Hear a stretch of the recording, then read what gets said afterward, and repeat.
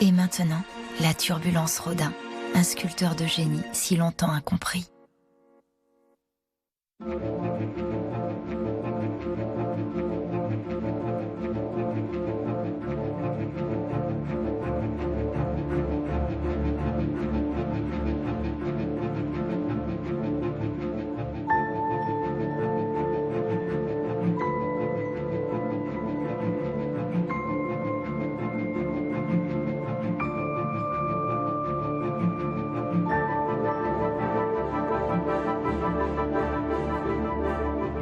Monstre obèse. C'est à hurler, ce n'est pas fini. Un bonhomme de neige, regardez comme ils font. Et il penche déjà sur le côté, il va tomber. Un crapaud dans un sac. Fumisterie d'atelier. Quelque chose d'impur qui tient du porc et du phoque. 1898. Rodin fait scandale avec son Balzac. À 58 ans, le sculpteur choque, bouscule et se heurte à une société qui ne comprend pas la modernité de son propre temps. Je sais bien qu'il faut lutter, car on est souvent en contradiction avec l'esprit de son époque. Si la vérité doit mourir, mon Balzac sera mis en pièces par les générations à venir. Si la vérité est impérissable, je vous prédis que ma statue fera du chemin. Aux portes du XXe siècle, dans ce bouillonnement où artistes, penseurs et scientifiques veulent tout simplement oser, Rodin, sculpteur de génie, va marquer son siècle et inspirer le suivant.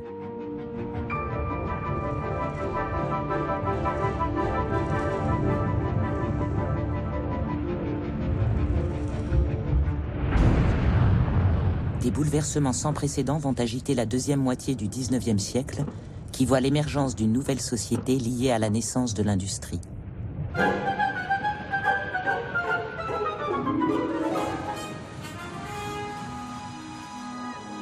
Cet avènement provoque une soif inextinguible de modernité, de découverte et de vitesse.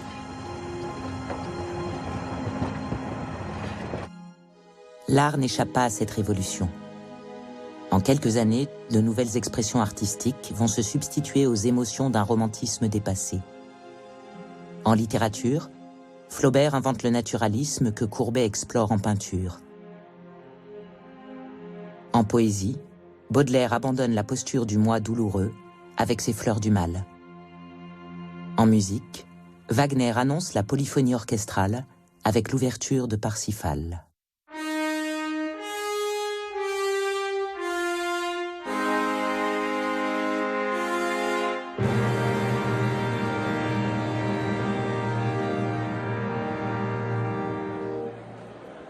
Les salons d'exposition artistique connaissent leur apogée. Jugé trop sévère et sans audace, le salon officiel se voit opposer dès 1863 le fameux Salon des refusés, où la présentation de son déjeuner sur l'herbe rendra Manet célèbre.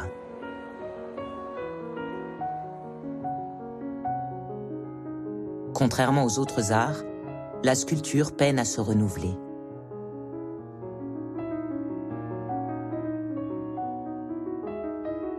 Né en 1840, Rodin grandit dans un monde en mouvement et en même temps se nourrit de ses turbulences.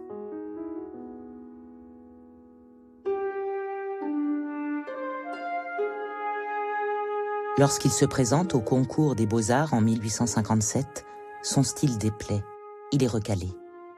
Loin de le décourager, ses 3 tentatives et échecs successifs vont le pousser à évoluer en marge des circuits académiques. C'est en artiste libre qu'il va commencer à modeler ses premières sculptures.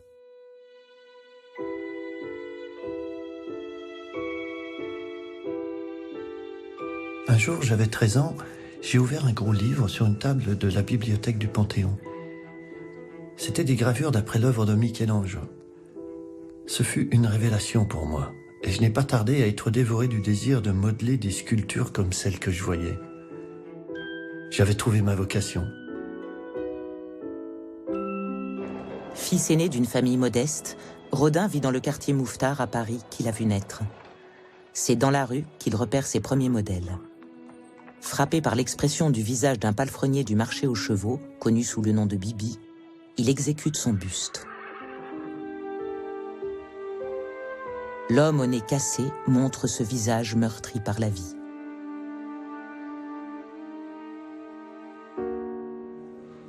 L'hiver cette année-là fut particulièrement rude et je ne pouvais faire de feu la nuit.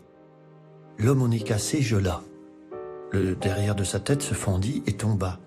Je ne pus conserver que le masque et l'envoyer au salon. Le salon juge l'œuvre non seulement pas finie mais laide. L'homme au nez cassé est refusé. Le vulgaire s'imagine volontiers que ce qu'il juge laid dans la réalité n'est pas matière artistique. C'est une profonde erreur de sa part. Ce qu'on nomme communément laideur dans la nature peut dans l'art devenir d'une grande beauté. Ce masque a déterminé tout mon travail à venir. C'est la première bonne sculpture que j'ai faite. Rodin a 25 ans. Il ne parvient pas à vivre de son art. Commencent alors pour lui les dures années d'errance dans les ateliers.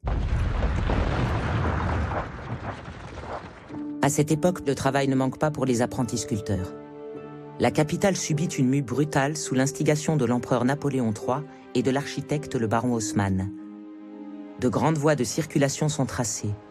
De nouveaux immeubles sortent de terre. Les gares de Lyon et du Nord sont créées et l'Opéra Garnier voit le jour.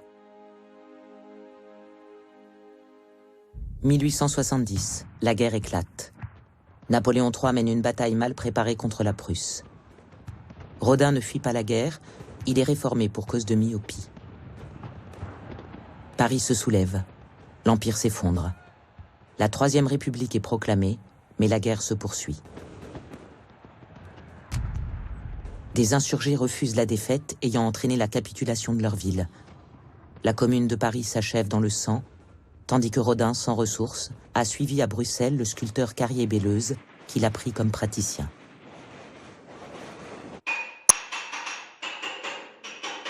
J'ai beaucoup travaillé chez les autres. Ceux qui ont été pauvres comme moi, n'ayant ni secours d'État, ni pension, ont travaillé chez tout le monde. La nécessité de vivre m'a fait apprendre toutes les parties de mon métier. J'ai fait la mise au point, dégrossi des marbres, des pierres, des ornements, des bijoux d'orfèvre. Mais cela m'a servi.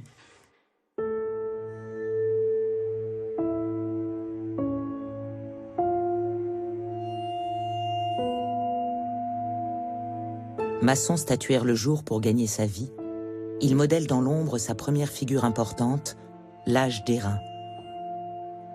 Déjà, il affirme son culte du nu. 1877. 12 années ont passé depuis le rejet de l'homme au nez cassé, et Rodin place beaucoup d'espoir dans sa nouvelle création. Après l'homme de la rue Bibi, il a choisi un jeune soldat belge pour modèle.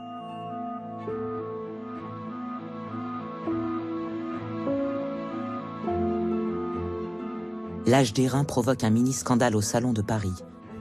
Et que reproche-t-on exactement à Rodin? De montrer cet homme nu d'un naturalisme inédit, à la plastique parfaite, d'être trop réaliste pour être honnête. Rodin est accusé d'imposture. On dit que j'ai moulé un cadavre et l'ai remis sur ses pieds. Quelle douleur de voir que ma figure qui peut aider mon avenir qui tarde, car j'ai 36 ans, quelle douleur de l'avoir repoussée par un flétrissant soupçon. Rodin souffre non seulement de l'incompréhension de son art, mais aussi du manque de reconnaissance. À bientôt 40 ans, il n'a toujours pas percé, alors que Claude Monet, né seulement 2 jours après lui, est déjà un peintre connu. Le motif est quelque chose de secondaire. Ce que je veux reproduire, c'est ce qu'il y a entre le motif et moi. Je veux peindre l'air dans lequel se trouve la maison, le pont, le bateau, la beauté de l'air où ils sont, et ce n'est rien d'autre que l'impossible. Ce que je ferai ici aura au moins le mérite de ne ressembler à personne, parce que ce sera l'impression de ce que j'aurai ressenti. Monet lance le mouvement impressionniste aux côtés de Manet, Cézanne, Renoir, Degas, Van Gogh.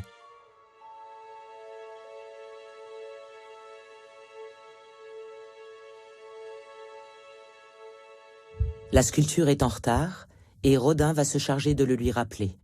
Mais pour l'instant, il peine à faire reconnaître l'âge d'airain.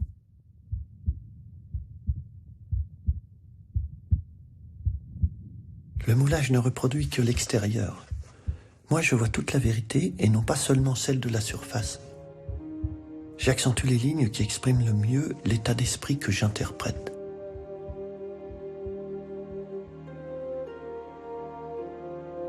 C'est un procédé récent, la photographie, qui vient en aide à Rodin. Après 3 ans de lutte, le cliché du jeune soldat qu'il avait pris pour modèle révèle enfin l'authenticité de sa sculpture. La comparaison des 2 poses supprime tout soupçon de modelage à même le corps.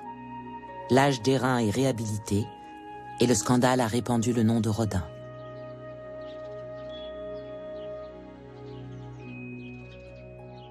L'œuvre est belle et lui ouvre la porte aux acquisitions de l'État.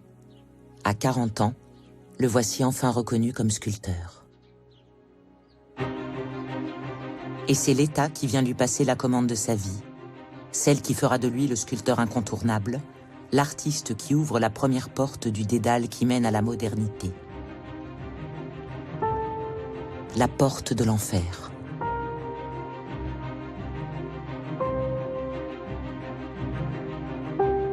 J'ai vécu toute une année avec Dante, vivant seulement avec lui et dessinant les 8 cercles de son enfer.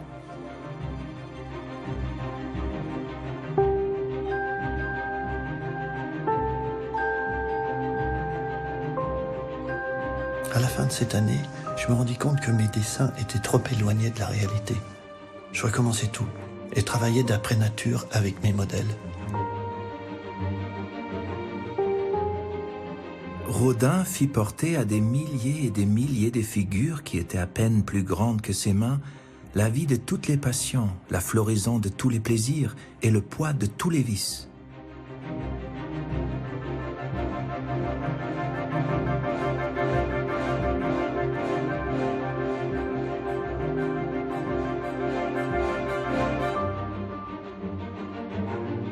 Il créa des corps qui se touchaient en tout point et tenaient ensemble comme des bêtes s'entremordant, des corps qui écoutaient comme des visages, des chaînes de corps et de lourdes grappes de formes humaines dans lesquelles montait la sève sucrée du péché, hors des racines de la douleur.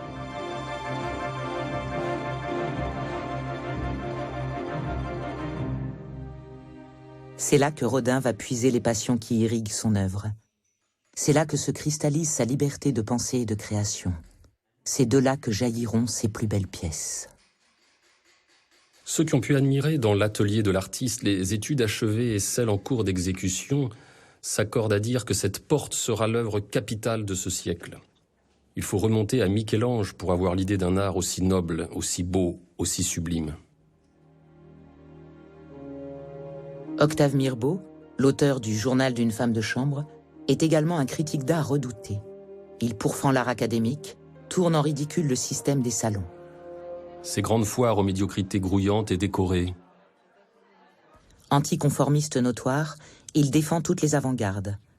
Il se fait le chantre de Rodin et Monet, qu'il présente amicalement l'un à l'autre, mais aussi du musicien Debussy, créateur original et profond d'une musique où souffle le vent de la liberté.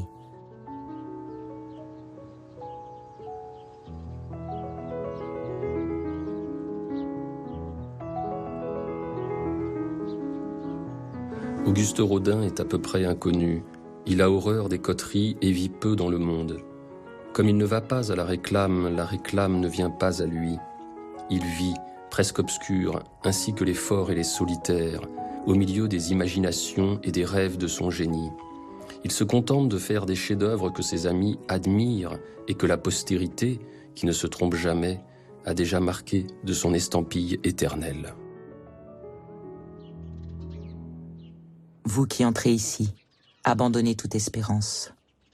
Malgré cet avertissement de Dante dans la Divine Comédie, la porte de l'enfer va donner à Rodin accès au monde dont il a toujours rêvé, et plus encore.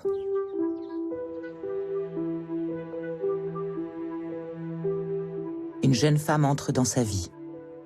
Une jeune femme qui lui donnera accès à d'autres envies, à d'autres désirs plus enfouis, plus secrets de sa personnalité. 1883. Camille Claudel se présente à lui avec la fraîcheur de ses 19 ans. Pour mémoire, il en a 43. Le séduit-elle tout de suite? Mais il y a Rose, sa compagne, sa fidèle alsacienne rencontrée dès 1864.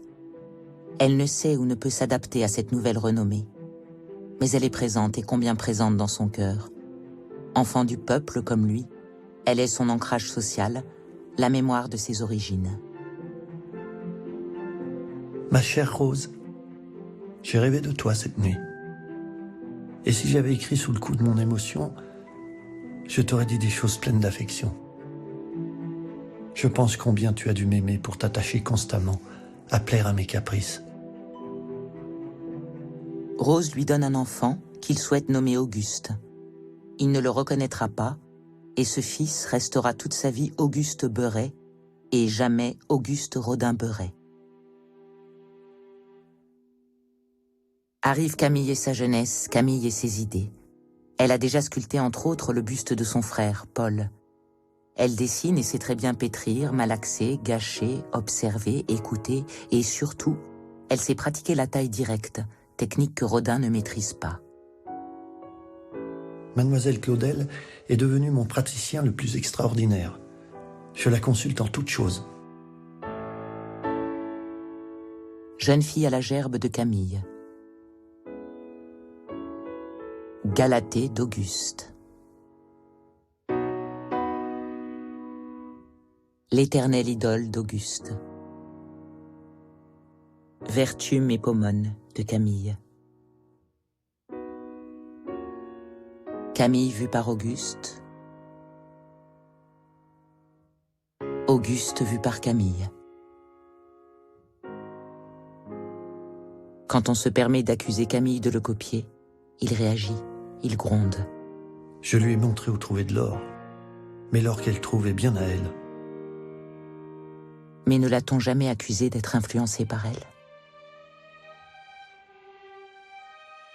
Je n'ai pas beaucoup de choses nouvelles cette année car je travaille toujours chez Monsieur Rodin, qui est très pressé avec ses monuments et qui n'a presque pas d'ouvriers pour l'aider.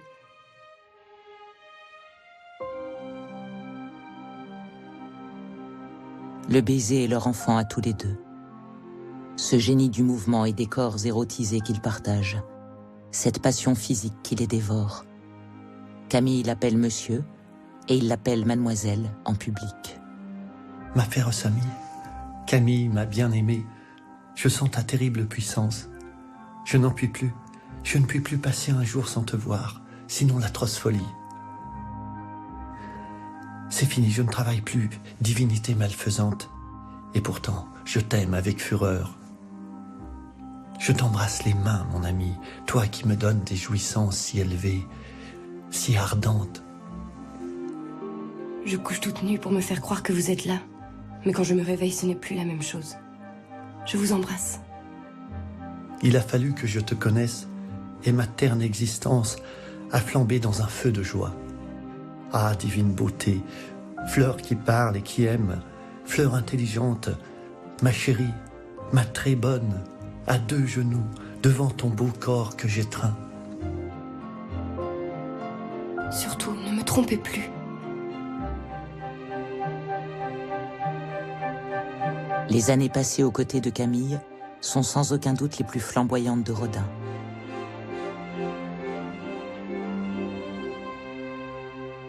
En 1883, dans le but d'asseoir sa notoriété, il entreprend la réalisation du buste de Victor Hugo. Je voyais Victor Hugo quelquefois traverser le salon, l'air dur et froid. Il allait aussi s'asseoir dans le fond de la pièce, absorbé, réfléchissant. Je le suivais de l'œil, faisant de lui des croquis rapides, dessinant autant de profils que je le pouvais sur des petits carrés de papier. Il ne me regardait même pas, mais avait la bonté de ne pas m'écarter. Il me tolérait. Le dessin de tous côtés, en sculpture, c'est l'incantation qui permet de faire descendre l'âme dans la pierre. Je m'en suis tiré comme j'ai pu.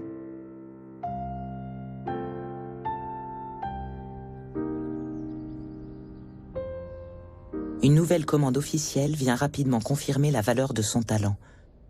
Le maire de Calais souhaite honorer la mémoire des héros de sa ville, 6 grands bourgeois qui donnèrent leur vie en 1347 pour que l'armée du roi d'Angleterre épargne les habitants de Calais.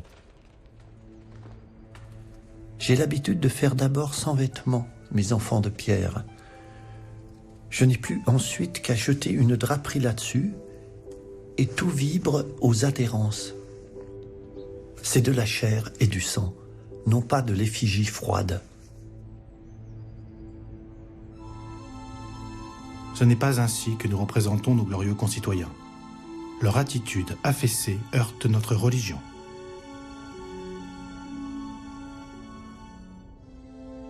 Je voulais faire sceller mes statues les unes derrière les autres devant l'hôtel de ville de Calais, à même les dalles de la place, comme un vivant chapelet de souffrance et de sacrifice. Mais l'on m'imposa un piédestal aussi disgracieux que superflu. L'on eut tort, j'en suis sûr. Cher monsieur Rodin, je suis à Londres et je ne puis m'empêcher de vous écrire pour vous dire combien je suis heureux d'avoir vu à Calais vos bourgeois. C'est la plus belle œuvre moderne. Quelle émotion! J'ai fait le tour du groupe et toutes les figures sont admirables. J'ai passé devant votre œuvre un bon moment, trop court moment. Le bateau attendait, mais qu'importe, j'en porte le souvenir. Chaque figure est dans ma tête aussi bien que si je l'avais faite moi-même. Recevez le souvenir de votre admirateur. Le monde qui a vu naître Rodin n'en finit pas de se transformer. Des quartiers se construisent, des banques se créent, des nouveaux apparats s'y rattachent. Apparaît une nouvelle société dite bourgeoise, à laquelle s'oppose simultanément un mouvement populaire qui subit de plein fouet les effets de la crise économique. La misère, messieurs, j'aborde ici le vif de la question. Voulez-vous savoir où elle en est, la misère? Jusqu'où elle peut aller? Jusqu'où elle va? Je ne dis pas en Irlande, je ne dis pas au Moyen-Âge, je dis en France, je dis à Paris, et au temps où nous vivons. 1885. À la mort de Victor Hugo, chantre de ce nouveau socialisme, le monument à sa mémoire revient à Rodin. Les turbulences sociales actent les débuts du socialisme et du syndicalisme ouvrier. À Londres, un économiste sociologue d'origine allemande, Karl Marx, en propose une lecture qu'il nomme le Capital. La lutte des classes est en marche. À bientôt 50 ans, Rodin, qui a connu la pauvreté, va profiter pleinement de l'apparition d'une nouvelle catégorie d'amateurs d'art, les collectionneurs. Un marché se met en place, l'art circule. 75 000 ici. J'adjuge à 75 000 adjugé. C'est vu? Une communauté d'artistes se forme. Rodin entre dans la ronde. Il se lie d'amitié avec les peintres Monet, Cézanne, Carrière, Fantin-Latour, Renoir, les écrivains Mallarmé, Zola, Maupassant et tant d'autres. Ils correspondent, s'influencent, s'entraident, s'échangent ou s'achètent des œuvres. Rodin choisit La femme et l'enfant de Carrière, La femme nue de Renoir, Le père Tanguy de Van Gogh, ou encore Belle-Île de Monet, avec qui il fait exposition commune. Rodin n'a plus rien de l'homme timide de ses débuts. Les riches et les puissants s'intéressent à lui. Son talent parle au monde et sa personnalité singulière séduit. Il tient enfin son monde.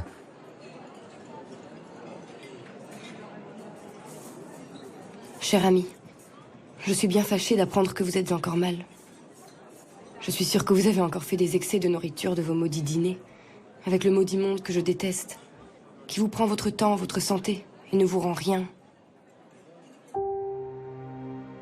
Camille a une famille, et celle-ci ne voit pas d'un bon œil ce dont tout Paris parle.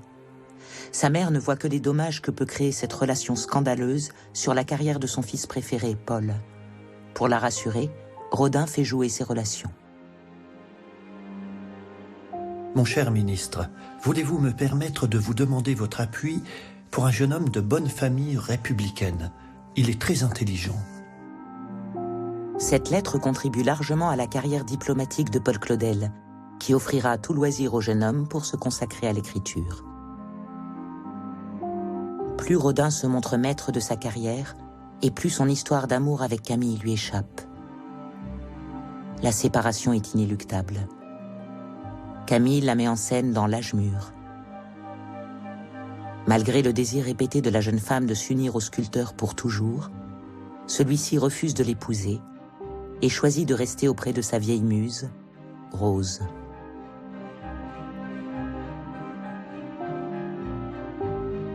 Camille accuse Rodin de lui avoir volé des marbres. Elle fait des allers-retours entre tendresse et paranoïa. Il essaie de l'aider, de promouvoir ses créations et lui envoie mécènes et collectionneurs. Lorsque sa mère la fera interner en 1913, il ne fera rien pour la sortir de cet enfer. Il ne fera rien pour la protéger.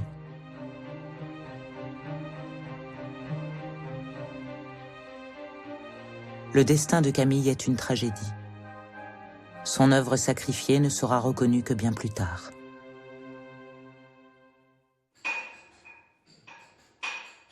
Parmi les commandes passées à Rodin, il en est une qui va changer sa destinée. Ce sera une épreuve et une expérience artistique unique. Mon cher Rodin, je suis heureux de vous annoncer d'une façon officielle que le comité de la Société des gens de lettres vous a choisi pour exécuter la statue de Balzac. Je vous serai personnellement reconnaissant si vous pouvez hâter votre travail le plus possible.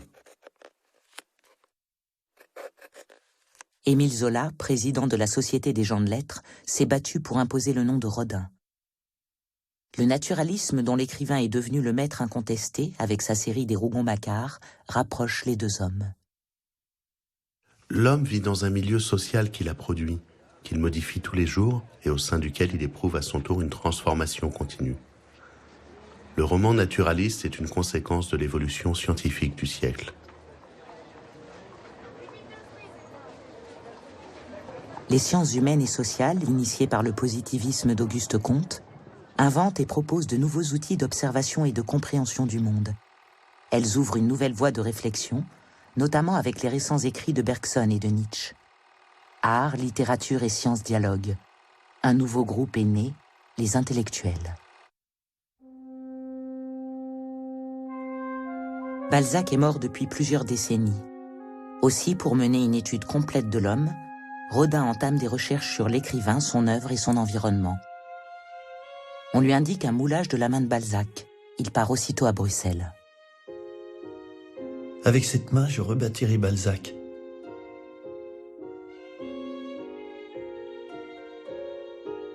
Au cours de sa promenade et de son enquête dans le village natal de l'écrivain, Rodin discerna un type tourangeau, qui est le type Balzac. Il choisit ceux qui portaient le plus profondément cette empreinte, et il modela leur masque avec l'étude respectueuse qu'il apporte à la reproduction de la nature.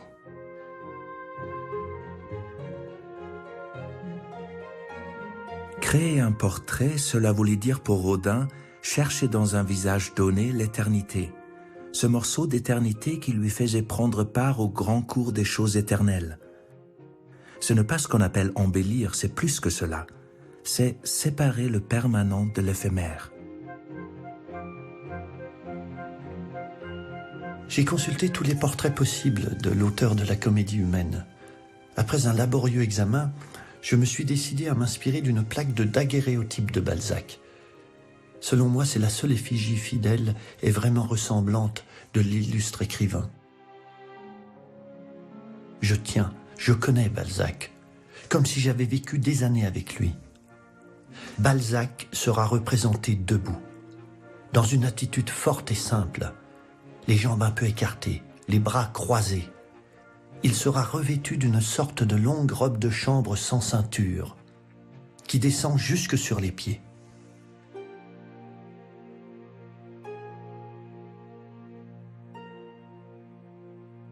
C'était la création même qui se servait de la forme de Balzac pour faire son apparition.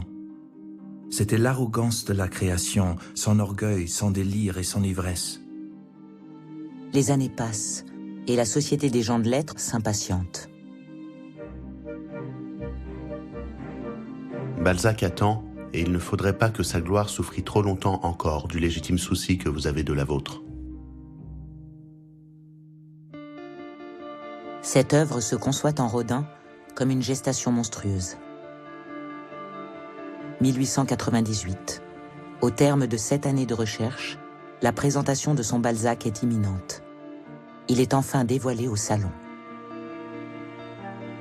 C'était Balzac dans la fécondité de son exubérance, l'inventeur de générations, le dispensateur de destin.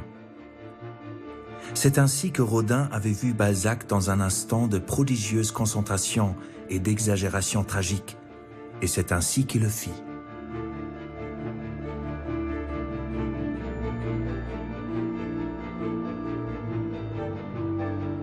Au salon, le Balzac est conspué. Monstre obèse, masse informe, colossal fœtus, quelque chose d'impur qui tient du porc et du phoque.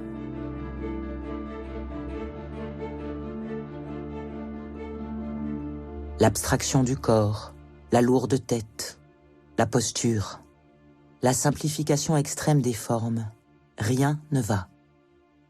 Mais que cache ce manteau? Où sont les mains de Balzac? Sur son sexe? Balzac a contre lui les docteurs de la loi esthétique, l'immense majorité du public et la plus grande partie de la critique. Qu'importe, il se fera par force et persuasion une voie vers les esprits. La Société des gens de lettres se refuse à reconnaître la statue de Balzac. Rodin est humilié et ses longues années de travail ne lui seront pas payées. Son Balzac ne correspond pas à la conception classique et allégorique traditionnelle du monument, dont le triomphe de la République de Jules Dalou est la parfaite illustration. Bien au contraire, le Balzac de Rodin pose la question du monument public, ce qu'il doit dire et montrer, ce qu'il doit être. Finalement, ce sera l'académique Balzac de Falguière que le comité retiendra. J'ai vu votre Balzac au salon. Et bien que j'étais certain de voir une belle chose, mon attente a été dépassée. Je vous le dis bien sincèrement, vous pouvez laisser crier, jamais vous n'étiez allé plus loin. C'est absolument beau et grand, et je ne cesse d'y penser. Vous me rendez heureux avec votre appréciation sur le Balzac. Merci. Ses amis se mobilisent et lancent une souscription nationale. Étrangement, la plupart sont des Dreyfusards, et le glissement vers le terrain politique de cette affaire au départ purement artistique effraie Rodin. La crise sociale et politique a entraîné la France dans une violente dérive nationaliste et antisémite. L'affaire de ce capitaine Dreyfus condamné pour trahison divise le pays. Le véritable coupable est acquitté. C'est ce verdict scandaleux qui pousse Zola à lancer par voie de presse des accusations nominatives. J'accuse. Dreyfusards et anti-Dreyfusards n'en finissent pas de s'affronter. Rodin ne prend pas parti. Son engagement est et sera toujours pour son art.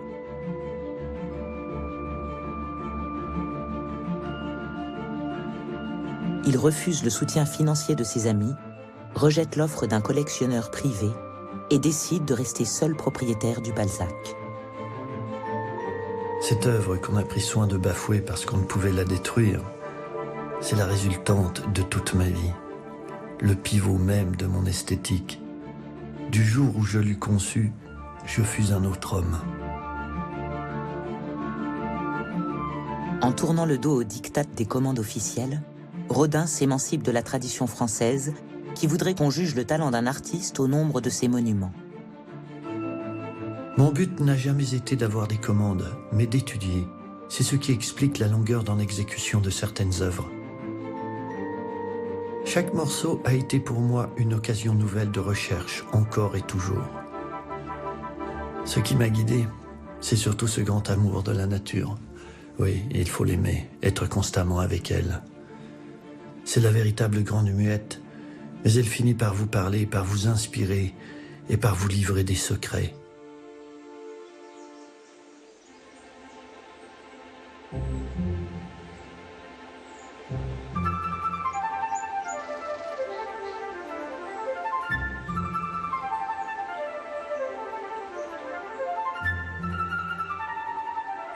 Depuis quelques années, il a fait l'acquisition de la villa des Brillants, sur les hauteurs de Meudon, où il demeure avec Rose et leur fils.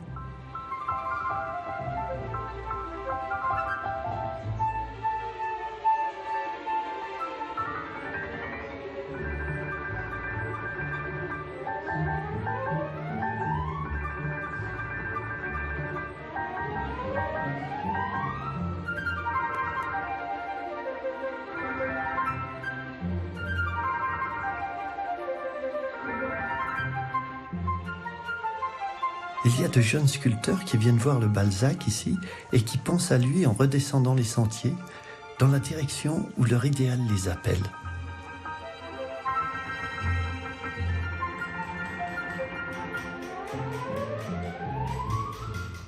Les ateliers de Rodin emploient de nombreux praticiens. Des personnalités artistiques fortes comme Pompon, Bourdelle et Mayol en sortiront. Ils vont lui garder une immense reconnaissance tant dans leur cœur que dans leur future création. L'Archer grec de Bourdelle.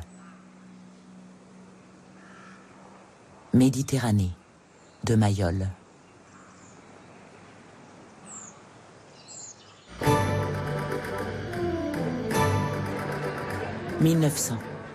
Pour fêter le grand siècle de progrès qui s'achève et célébrer les prodiges des arts, des sciences, de l'industrie et de l'agriculture, la France invite toutes les nations à participer à l'exposition universelle qu'elle organise à Paris.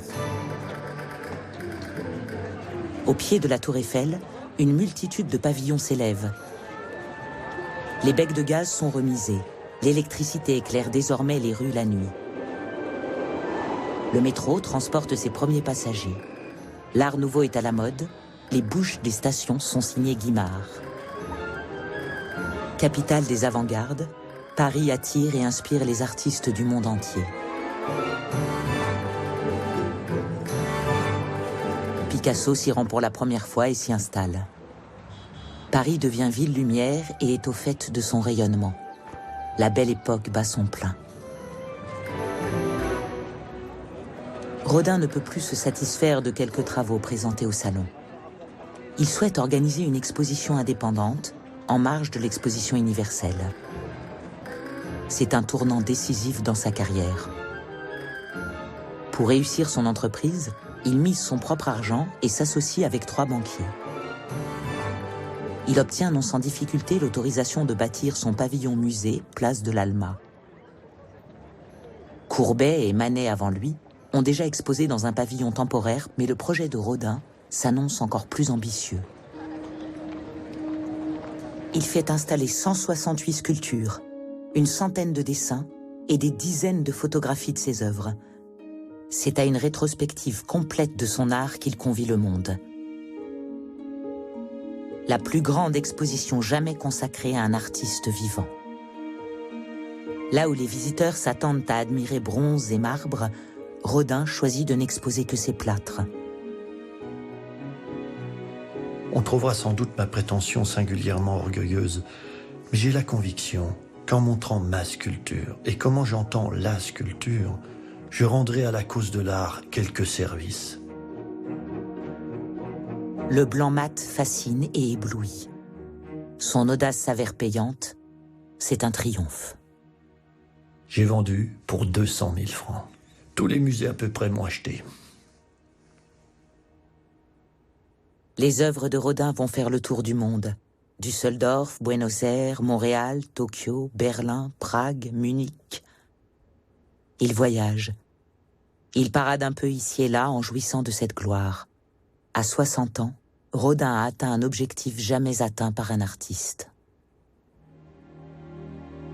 Pour promouvoir son art comme nul autre auparavant, il a le premier fait entrer la chambre photographique dans ses ateliers comme un instrument de création parmi d'autres. Eugène Druet, employé au départ pour documenter le travail du sculpteur, se révèle un artiste à part entière. La vente de ses tirages pendant les expositions, ainsi que leur exploitation dans la presse, assurent à Rodin une visibilité inédite. Les photographes confirmés, Bulloz, Coburn, Limet, sont également bienvenus à l'atelier. Edward Steichen, un des premiers photographes d'art et représentant du pictorialisme new-yorkais, est invité à Meudon. J'ai photographié et peint le Balzac de Rodin qu'il avait sorti en plein air et j'ai fait tout cela à la lumière de la lune, passant 2 nuits entières du coucher au lever du soleil. C'était fabuleux. C'est le Christ marchand dans le désert. Vos photographies feront comprendre au monde mon Balzac.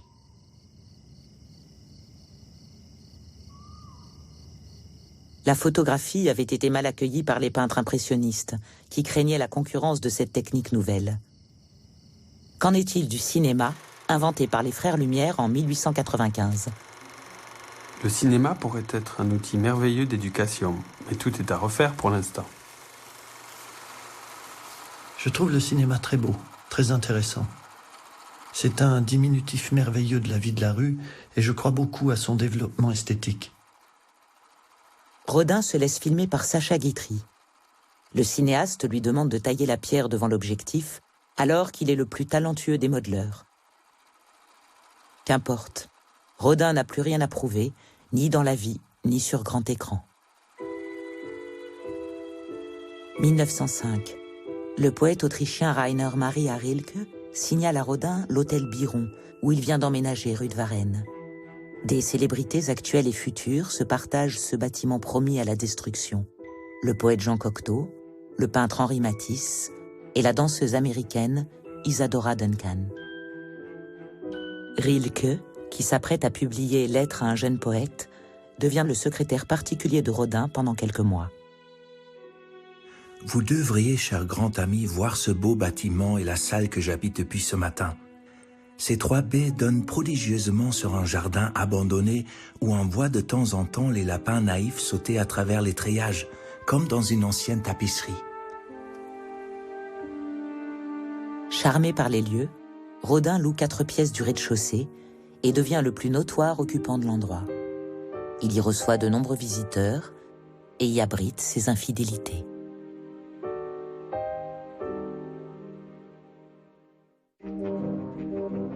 Tout le monde veut son buste signé du maître, de la lady anglaise à l'homme politique français. Clémenceau repart déçu et fâché.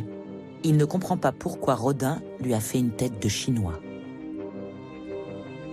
Rodin est-il seulement encore le sculpteur rempli de rêves ?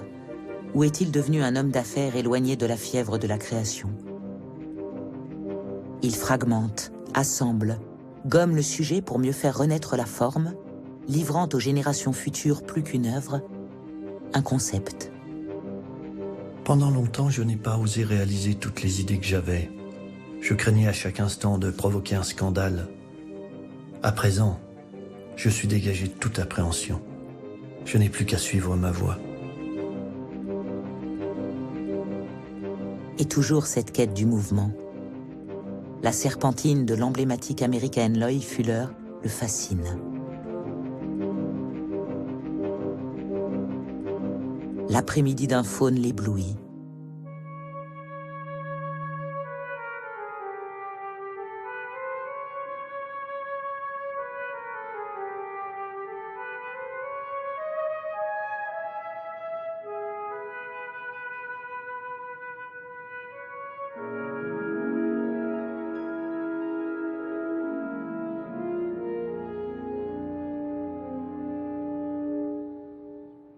Sensuel en diable, le danseur Nijinsky livre une chorégraphie résolument moderne sur une musique de Debussy, d'après un poème de Mallarmé. Rodin demande à l'étoile russe de poser nue.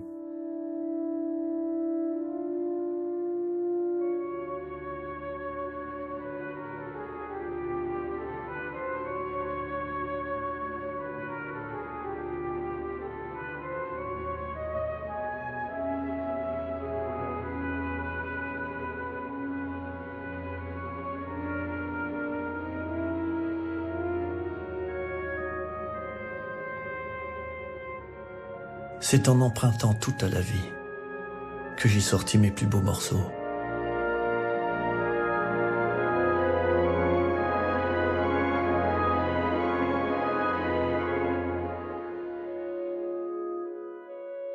J'ai pour le nu un culte véritable. J'ai l'habitude de laisser mes modèles errer sans vêtements dans mon atelier. Ils marchent ou se reposent. À les voir vivre nus autour de moi, je me suis familiarisé avec tous leurs mouvements. C'est quand ils quittent la pose qu'ils me révèlent le plus souvent leur beauté. Mes dessins sont la clé de mon œuvre. C'est toute ma vie.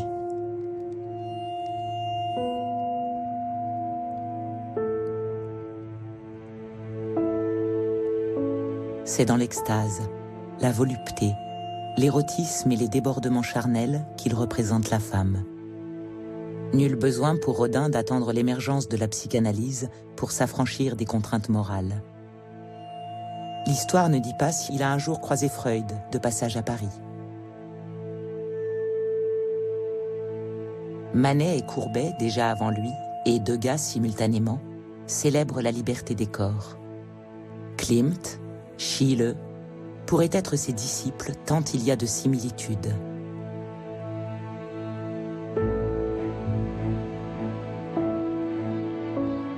Artiste polymorphe, lui seul met en volume ce que les dessins ne font que suggérer.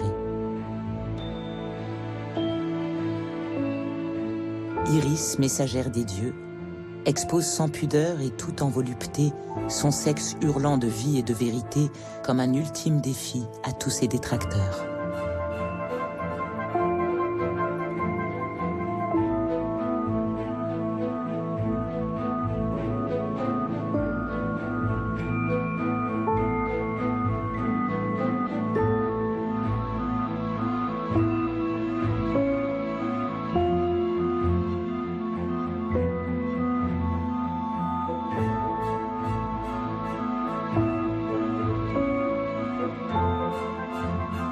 Il murmurait le nom de ces statues. Il passait la main sur elles et les caressait. Je me rappelle avoir pensé que sous ses doigts, le marbre semblait couler comme du plomb fondu. Il a pris une petite quantité de glaise et l'a pressée entre ses paumes. En faisant cela, il respirait fort. Il avait formé un sein de femme qui palpitait sous ses doigts. Il me regardait les paupières à demi baissées, les yeux étincelants. Et puis, avec l'expression qu'il avait devant ses œuvres, il s'est approché de moi. Il a passé les mains sur mon cou, ma poitrine, il a caressé mon bras, il a frôlé mes hanches, mes jambes nues, mes pieds. Il a commencé à pétrir mon corps comme de la glaise, tandis qu'il se dégageait de lui une chaleur qui me brûlait et me fondait. Je n'avais qu'un désir, lui abandonner tout mon être, et je l'aurais fait si par la faute de mon éducation absurde, je n'avais pris peur. Combien de fois j'ai regretté cette incompréhension enfantine qui m'a fait perdre la divine chance de livrer ma virginité au grand Dieu Pan lui-même, au grand Rodin.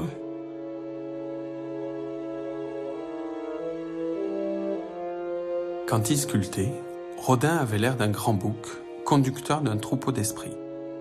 Dieu Pan faisant frémir tous ces troupeaux de lignes. Il avait l'air, en travaillant, d'aspirer l'âme de l'argile ainsi qu'on conquiert un baiser. À 70 ans passés, la notoriété de Rodin impressionne la jeune génération, toujours éblouie par l'aura du vieux maître. Je montrais mes dessins à Rodin, qui me dit « Vous avez une main facile. Il faut vous en méfier. Il faut faire des dessins extrêmement travaillés, pignochés même avec le plus de détails possible. Et lorsque vous en aurez fait ainsi, montrez-les-moi. » Je partis plus déçu que flatté de chez Rodin, qui devait, je le pensais, m'apprendre quelque chose. Pourquoi garder ses distances avec la jeune génération, Picasso, Braque, Derain, Dufy et son ancien voisin Matisse? Comment ne pas vouloir se battre aux côtés de ceux qui sont rejetés comme il a pu l'être? Est-ce sa gloire tardive qu'il a peur de compromettre? Ou bien est-il trop occupé à la création de son propre musée à l'hôtel Biron? Rodin était seul avant de devenir célèbre. Et la célébrité, une fois venue, l'a peut-être rendu plus seul encore, car la célébrité n'est finalement que la somme de tous les malentendus qui se forment autour d'un nom. 17 novembre 1917, Auguste Rodin s'éteint, rejoignant Rose, disparue quelques mois avant lui, et qu'il venait d'épouser. Il ne verra pas l'inauguration du musée Rodin, mais peu lui importe, son éternité est assurée.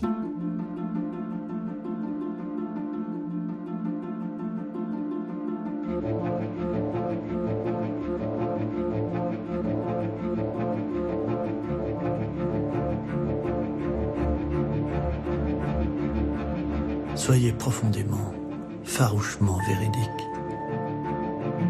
N'hésitez jamais à exprimer ce que vous ressentez, même quand vous vous trouvez en opposition avec les idées reçues. Peut-être ne serez-vous pas compris tout d'abord, mais votre isolement sera de courte durée. Car ce qui est profondément vrai pour un homme l'est pour tous.